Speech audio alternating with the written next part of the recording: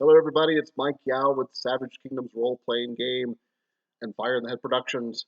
Thought I'd do another video about the how-to portions of Savage Kingdoms, how to do the various things in the Savage Kingdoms 3rd edition role-playing game. I think the last one was armor and defense, I believe. I did a couple weeks ago, and then before that was I don't know, some other stuff.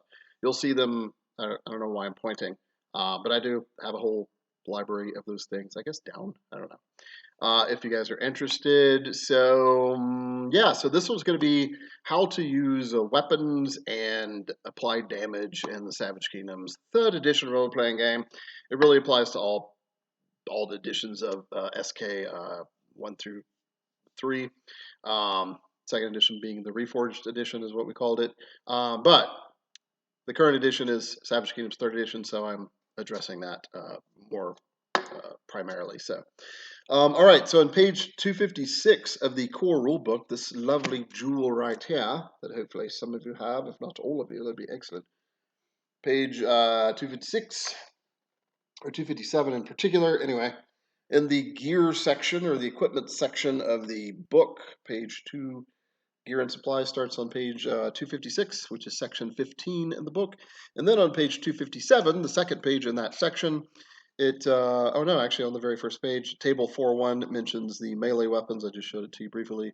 Table 4.2, the table afterwards on the next page, shows ranged weaponry, and then the table 4.3 actually is improvised weapons. So there's basically 3 different charts for different types of weapons, basically melee weapons in one section, ranged weapons in another, and improvised or common improvised weapons, because you never know, you might pick up something that's not listed in here, but we do have about a dozen things listed in the improvised section, anywhere from a lantern to using a pot or a flaming torch or a chair or a heavy branch or a heavy chain or a leather belt or whatever. So, yeah. All right. So, as you probably know, just kind of starting at the beginning here. So, in Savage Kingdoms, you deal damage in combat. You deal damage by the differential between your attack roll and the opponent's defense. So, obviously, if you fail, don't hit the number, then that's 0 damage. You can still score damage if you hit exactly the number, right? So if you hit the defense of the opponent, that's 0 damage, right? Because it's no differential. However, if you have armor piercing on the weapon, then say armor piercing, say you're using a battle axe two-handed. Let's say a two-handed battle axe, you're using it in 2 hands. In 1 hand, a battle axe is armor piercing 1, in 2 hands it is armor piercing 2. This is for average quality. If it's master crafted, those numbers actually go up by 1. So in this case, if you hit right on the defense, basically that's 0 damage. But with armor piercing 2, you would do 2 points of damage. That would actually get through. Now, granted, if the opponent had any kind of decent armor, that would probably soak that, would suck it up. But to an unarmored opponent, that would be 2 points of damage. For example, if you scored 6 above your opponent's defense with, we'll say the battle axe example, that's 6 points of damage. Just say you're using it 2 hands, it's an average quality weapon, it's armor piercing 2, 8 points of damage right there. And then you subtract armor from that, as you probably already know. The hack for that is you just add the opponent's armor points, if it has any armor at all, to the defense rating. Just make it one big number.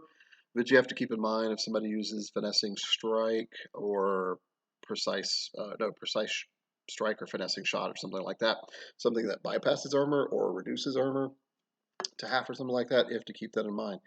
But if no one in the party or no NPCs that are in a combat with the PCs have such a talent, you don't really have to worry. You can just add armor to defense. Anyway, that was a former video, armor and defense. So back to weapons. So basically, that's how combat works weapon damage wise. There's obviously other ways to deal damage to opponents. Brawling. If you get someone in a grapple the following round, you can do up to 5 points of damage on them by rending and punching, however you want to describe it. But in any case, if you continue the grapple, you can apply damage the next round. There's several things you can do with brawling. Actually, I think not everybody really looks at the chart or what it can do, or the skill section for brawling. But it could do. You can manipulate your opponent, pull that opponent half your mobility in yards, et cetera, stuff like that. So there are other ways to apply damage to an opponent in combat other than just a manufactured weapon, although that's the most common way probably. All right, so that's for a melee weapon. For range weapons, you would make a range weaponry attack roll, right? Totally different skill. It runs off of agility, and whereas melee weaponry runs off of physique. Normally, there is a talent called agile weaponry that I see getting a lot of PCs have that, where you can use your agility instead of your physique for light weapons such as daggers, short swords, I think scimitars. Um, might even made hand axes light. I'm not sure. It might be medium. Anyway, you'll see. It's in the book. It literally lists if it's light or heavy or whatever. I have the page right here. I guess I could look. So hand axe is a light weapon. So yeah. So you could use agility instead of physique if you had that particular talent. Otherwise, you're always using agility with a ranged weapon, whether it's throwing the weapon or propelling it from a bowstring or from a sling or whatever, um, for, I guess, pretty obvious reasons, unless you have that particular talent. All right, and there's also a talent called Powerful Shot, if I recall, that allows you to use your strength or your physique instead of your agility for thrown weapons. So yeah, so there's a way to do it that way as well, but only with because propelled weapon doesn't matter, like a crossbow doesn't matter if you yourself is strong, right? It's the strength of the bow itself. But as far as throwing the weapon, obviously someone's strength or size, in other words, their physique, would add to it if you have that particular talent. So now that that's all the way, so every weapon from dagger, I'm just looking at the chart from dagger alphabetical all the way to war spear on the melee weapon chart anyway. Every weapon has a maximum damage rating, has a cost, like the basic cost for an average quality weapon. It's in silver coins, silver pieces. And then there's a column for other statistics, such as if the weapon is light, medium, or heavy. A dagger, for example, has something called conceal. You gain a +2 bonus if you're trying to conceal a dagger on your person, trying to sneak it in by some guards or whatever. It's a +2 bonus to sleight of hand or disguise, depending on the situation. The way I kind of rule it, and I think I might have wrote it in the book somewhere, is at least as a suggestion, is it's sleight of hand if you're doing it in the moment, like a guard is literally sees you and then like or some other authority or whatever, uh, while while you're under their gaze and you're trying to hide something. That's sleight of hand, right? You're trying to kind of slip it to a different area. And then disguise would be more of a pre thing, like okay, going to the feast tonight. We're not supposed to have any weapons, but I'm gonna try to weave a dagger as part of my costume or whatever like that, or my outfit. So that would be a disguise check. In any case, it's a +2 to either one of those skills that's being applied at the time. Other weapons have anywhere from a 0 to up to a -5 penalty to sleight of hand or disguise for obvious reasons. Trying to hide a great axe is nearly impossible. All right, and then each weapon, or not each weapon, only a few weapons actually have something called AP or armor piercing. For example, a battle axe, like I mentioned earlier, has an armor piercing rating of 1 in one hand if it's average quality, and an armor piercing 2 in two hands. Again, I'm just going to use average quality examples. And it has a bulk rating of 1. A battle axe does. Bulk is as you probably know is kind of the encumbrance system that we use in Savage Kingdoms 3rd edition, so we don't have to micro keep up with every sort of pound. I think it's a pretty good system. It's easy to kind of like to deal with and sort of eyeball too, which is really kind of the main point, honestly. So an item with bulk, it can be anywhere from like 5 to 15 pounds, maybe even 18 pounds, just depending on how bulky it is. So, for example, a sack of leathers, I know I've used an example like at least 2 times before in videos. A giant bag of feathers might only weigh 3, 4, 5 pounds, but it's probably going to be at least bulk 1, if not 2, just because it's so bulky. A battle axe in this case weighs only, a battle axe is really only about 4 or 5, in some cases maybe 6 pounds historically.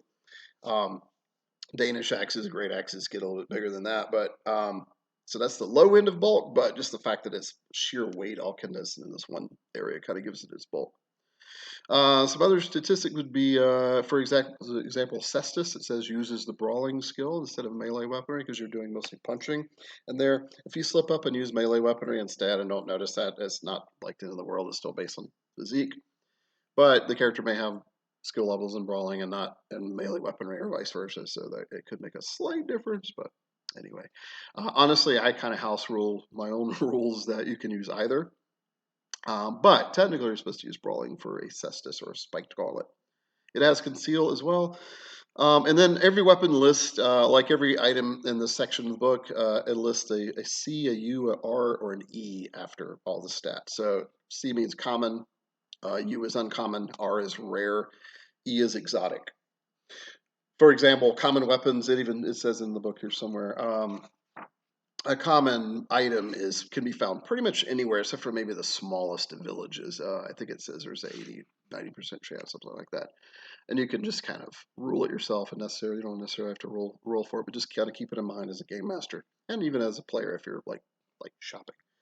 Um, a U item or an uncommon is obviously slightly less common, about half as common, if not slightly, two to three times less common than a common item. You might find those in most sizable towns, all the way up to obviously large cities and such.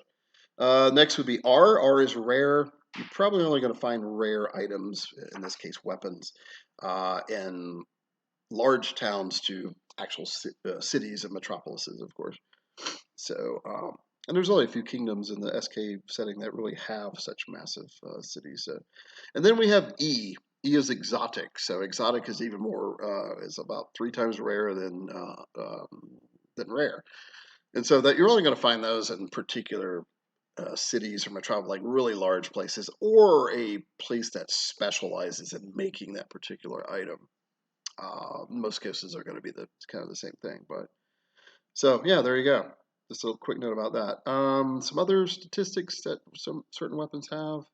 Disarm. A flail has a disarm stat. So to disarm a weapon in Savage Kingdoms is normally a -2 to a -5 penalty, depending if you're trying to disarm a heavy two-handed weapon or a light weapon to your attack roll, which isn't horrible, but it's probably fairly realistic. A flail, however, has a +2 bonus. In other words, it negates 2 points of that penalty. So it'll only be -1 or no, 0 for um, a light weapon, and it would be a -3 penalty to disarm somewhat of a two-handed medium weapon or a heavy weapon.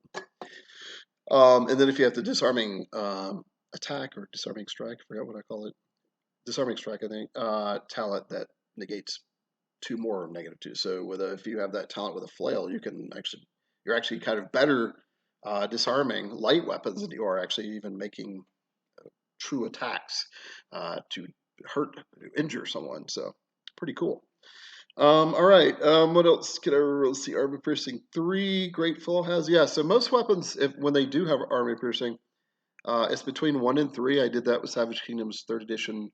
More specifically, I wanted to reduce the numbers a little bit, the math a little bit, so numbers are a little more scrunched in. So there are fewer weapons with armor piercing, but the ones that do kind of counts for a little bit more because people have a little bit less health than they used to. So it kind of evens out mathematically. That was, one of the things you have to do with game design, is to kind of consider all of that stuff and how it kind of plays out.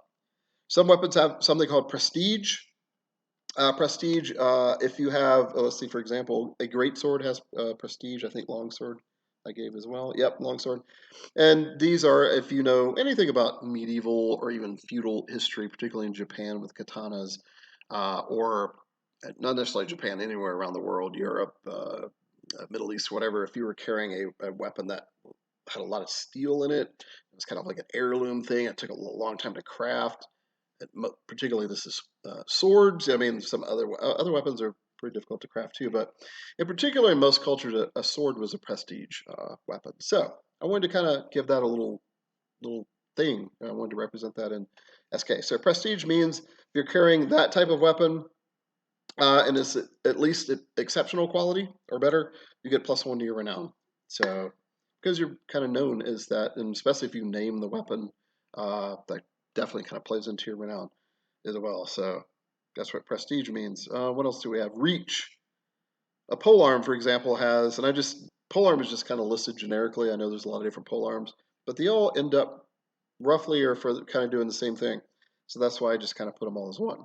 Polearm has a reach of 2, which means a reach of 2 yards. So most weapons are assumed to be reach 1.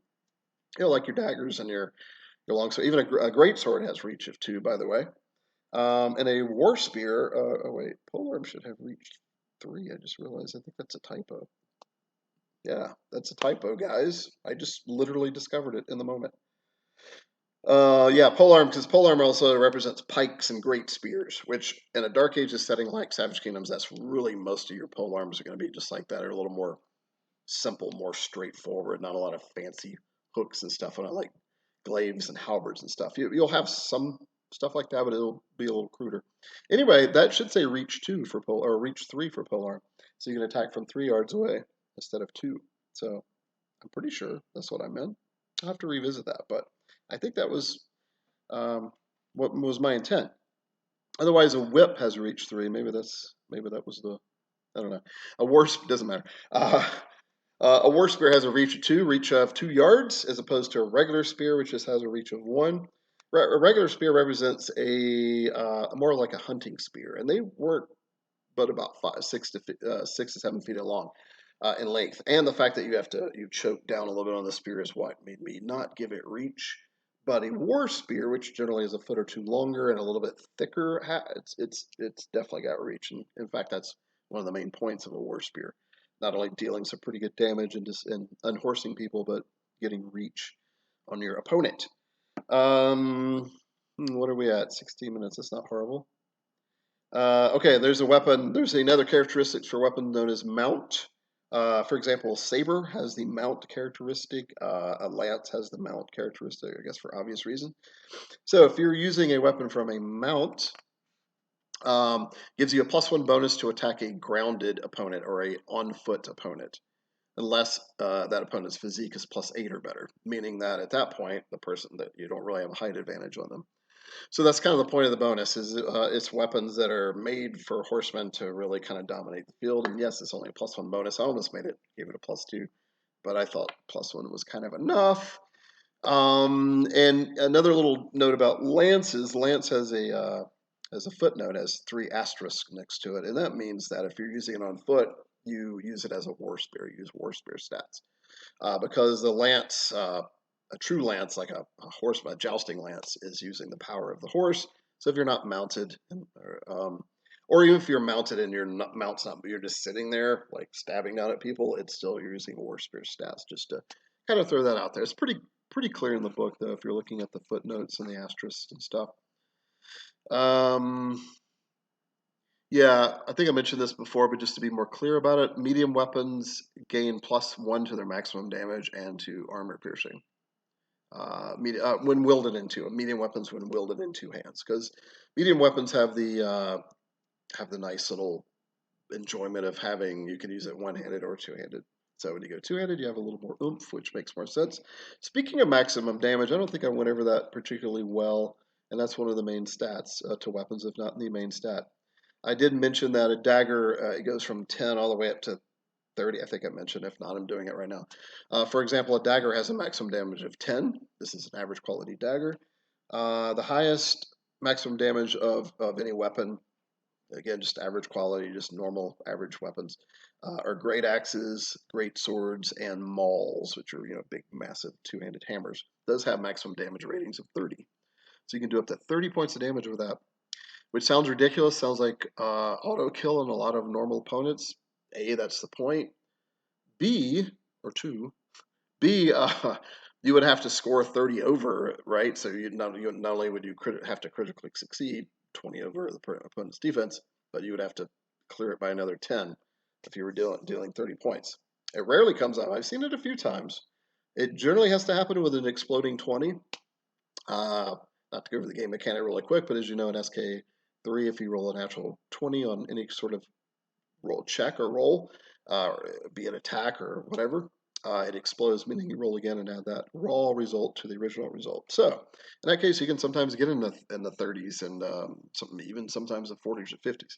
If it explodes, if you roll a 20 again, it explodes yet again. So it's kind of can be kind of ridiculous, but what it represents is the fact that there's that chance that there's that opening that everything lines up, and if it's in combat, there's that one perfect moment. If it's not if it's an out of combat skill, you're in the zone for that one particular moment.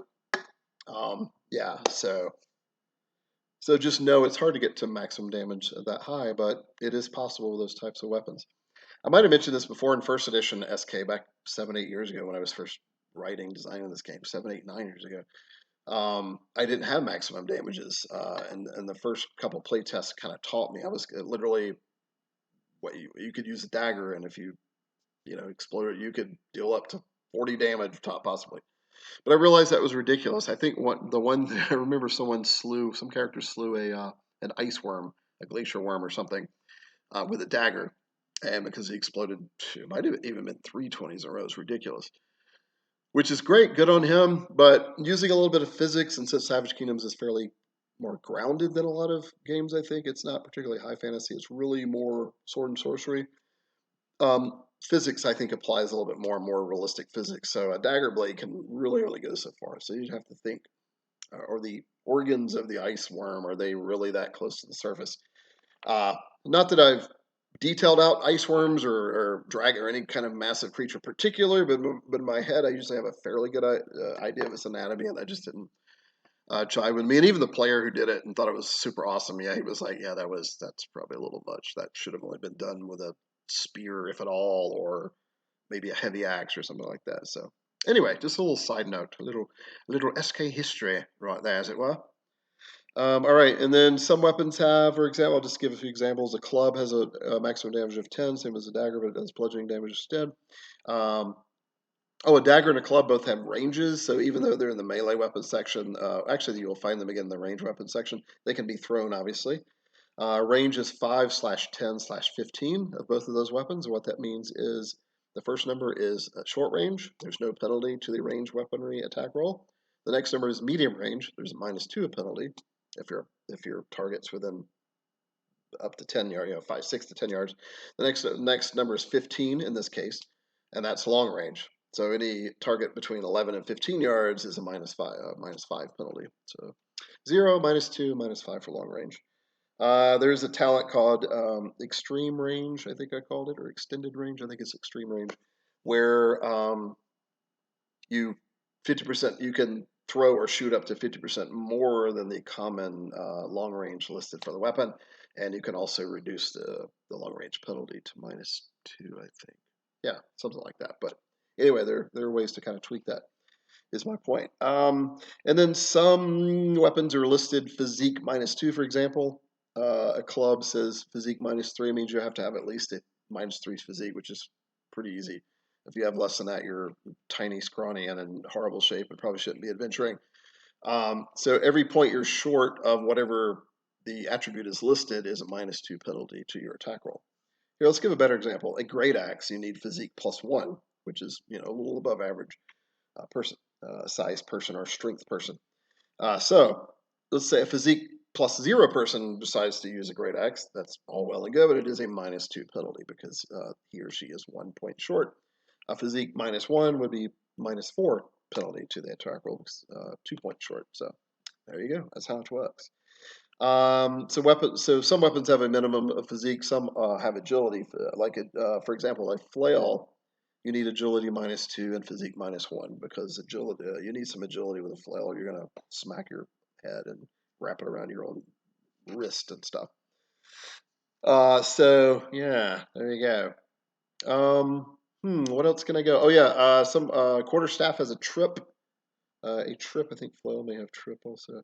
No, it's just quarterstaff has a trip characteristic, meaning that it gets a +2 bonus on trip attacks. Trip attacks are kind of like disarms. They're -5 normally, unless you have there's a tripping attack talent that reduces that to -2.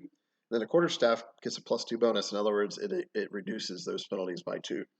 So if you had that talent and was using quarterstaff to trip, you just have a straight roll. You're just as good as like just hitting people in the head with it or the knee or whatever. So there you go. Who else has trip? I think whips have a trip feature as well, or trip characteristic. Let me see. No, it does not. But it does have a reach of 3. Yeah, I don't know why I would give it trip. I don't even know why I thought that. I feel like there's one more weapon with trip. Maybe great flail. No, it's just disarm. All right. Yeah, that's cool. Did I do it for spears? Probably not, because you can use spears very quarterstaff-like if you've done any spear fighting. Not exactly, but all right, going back to ranges, some ranges are pretty huge. Like, for example, a she warbow has a range of 75/150/300. And remember, in Savage Kingdoms, these numbers are yards, not feet. So a Shi warbow could launch an arrow up to 900 feet, which is not unheard of because an English longbow could shoot somewhere in that range. In fact, there's even stories of Welsh longbowmen firing arrows even a little bit further than that. So in some cases, 400 yards. I'm not sure if I believe the 400-yard story, but I definitely can see 300 to 350. So anyway, in any case, some weapons do have great range. Just wanted to point that out. Some other traits for weapons, say ammunition. That's kind of obvious, like short bow says it's common, plus it needs ammunition, which are hunting arrows. A longbow basically uses what we consider a war arrow. They're different arrow heads. Even in the Dark Ages, there were different arrowheads for different things, but this is just kind of a general thing. Crossbows need a bolt or quarrel. Slings need a slingstone or sling bullet, etc. Yeah, I guess that's it. Oh, one more. Bolas. A bolas is a cool weapon. It doesn't do any damage, but it can grapple your opponent. If you roll, I think it's 5 over. No, it's if a successful weaponry range roll, the target is grappled and can attempt to escape as an action. With a successful acrobatics or brawling roll, the DL is the attacker's attack roll result. So it doesn't do any damage, but it does tie you up, and you have to spend an action to break out of it because it's a hunting implement. That's pretty much literally what it's for, not really for war per se, except maybe to capture people. All right, yeah. Oh, and by the way, so here's a four asterisk next to. I probably put it next to punch or kick, or 5 asterisks. So in the weapon section, it says punch/kick, which basically means it could also say elbow, knee punch, but those are the most common kind of like brawling attacks. So just remember, if you make a brawl, and I forget this rule all the time. If you make a brawling attack, if you're trying to punch someone, for example, and they're armed with an actual weapon, that's a -2 penalty, which is probably going kind of easy actually. Because if you've done any actual martial arts or medieval combat, you know it's really hard. A really good brawler in martial arts can bypass a lot of that, but it's still really, if you're pretty good with a weapon, you will be able to block most kicks that are coming out, or at least make it difficult, which is what the -2 represents. However, if you have 4 or more skill levels in brawling, you reduce that penalty. You don't have it at all. You have a 0, so it's just straight up. Easier to remember that way. Okay, and then lastly, I'll finish that with common improvised weapons. I think I mentioned those. Those have similar stats. A leather belt can do a maximum damage of 2, all the way up to a 3-yard long chain, for example, can do maximum damage of 8. And then somewhere in between, a heavy chain 8, a heavy log or like heavy tree branch can do up to 8 because it's essentially almost a club. The reason it doesn't do quite as much damage as a club, at least in my head, is because it's not still quite made for that. You pick up a branch and it might be heavy or even heavier than an actual club, but it's probably weird shaped and it could be wet and brittle, who knows. So that sort of accommodates for all of that. And then it lists what stats you should use. Like, I guess it's like for using a chain actually is range weaponry because it's similar to a whip. It's more of an agility thing. Whereas a lasso, using a rope as a lasso is using range weaponry skill as well. A flaming torch uses weaponry melee. A chair is weaponry melee. It's probably common sense in your head, but it is listed right there just to make sure. Right. All right, and then I just said that was the last thing, but I think I'll finish with this. So I'm going to keep this under 30 minutes. So the weapon stats I mentioned earlier are listed as average quality weapons. So it's a 0 base. A poor quality weapon is -1 to armor piercing, I believe, and maximum damage for obvious reasons. And if it's damaged at all, it's been destroyed or broken. Um, Exceptional quality is the next step up. Exceptional quality weapons deal their maximum damage is up by 1, which isn't a super big deal. The main thing about exceptional weapons is that they're harder to break. They're just a better quality, but they do, possibly 1 extra point of damage, at least maximum wise. A master crafted weapon has +1 to maximum damage as well as +1 armor piercing. So even a dagger, which usually is AP 0, master crafted has armor piercing 1 because it's just super sharp and so well made. And then you get up to heroic quality. That's the next step. These are usually kind of low-grade magic weapons or just really, really well-made weapons that were used by a renowned, a famous person. Kind of going a little Tolkien with this thing, where the weapon almost becomes its own thing. those are, if I can remember without looking it up, I think it's +2 to armor. Oh wait, here it is right here. +1 to skill roll, +1 to armor piercing, and +5 maximum damage. So the max damage goes up. This is heroic quality. Goes up by 5. Armor piercing still just +1, but you get +1 in your skill roll. They're so easier to wield.